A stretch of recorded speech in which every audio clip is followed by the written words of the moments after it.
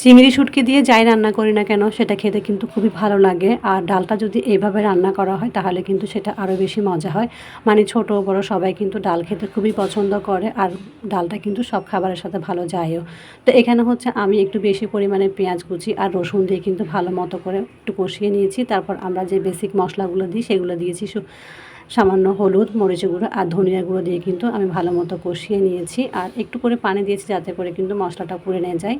আর যখন কষানো হয়ে যাবে এর মধ্যে আমি যে অল্প চিংড়ি শুটকি নিয়েছি সেগুলো দিয়ে কিন্তু আবারও ভালো মতো নেড়েচেড়ে কষিয়ে নিয়েছি। এরপর আমি এখানে আগে থেকে ধুয়ে রাখা ডালগুলো দিয়ে কিন্তু আবার একটু ভালো মতো নেড়েচেড়ে কষিয়ে নিচ্ছি। এরপর আমি আরও একটু সামান্য পানি দিয়ে কিন্তু ডালটা আরও একটু ভালো মতো কষিয়ে নিব, যাতে করে ডালটা খুব পুরোপুরিভাবে কষানো হয়ে যায়। এই তো আমার ডালটা প্রায় কষানো হয়ে গিয়েছে। এখন আমি এর মধ্যে দিয়ে দিচ্ছি কয়েকটা কাঁচামরিচ আর হচ্ছে একটা টমেটো।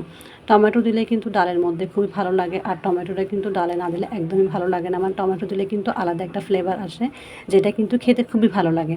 এটা আমার সব কিছু কিন্তু একদম কষানো হয়ে গিয়েছে। আমি এখন যতটুকু পরিমাণ ঝোল রাখবো ততটুকুই আমি এখানে পানি অ্যাড করে দিয়েছি। আর পানি অ্যাড করার পরে কিন্তু এটা আমি ঢাকনা দিয়ে কিছুক্ষণ রান্না করে নিয়েছি।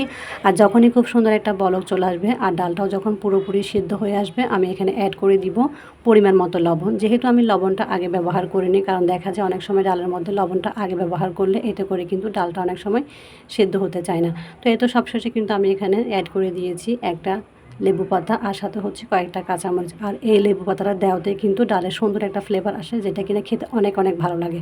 এই তো আমার ডাল রান্না কিন্তু একদমই রেডি। এখন আমি একটা বাড়িতে তুলে নিয়েছি। তো এভাবে ডাল রান্না করলে দেখবেন এটা কিন্তু রুটি পরোটা দিয়ে খেতে কিন্তু অসম্ভব মজা হয়। এই ডালটা দিয়ে কিন্তু আপনি চাইলে এক প্লেট ভাত অনায়াসে খেয়ে নিতে পারবেন। তো আজকের ভিডিওটা এই পর্যন্ত। আল্লাহ হাফেজ সবাইকে। আসসালামু আলাইকুম।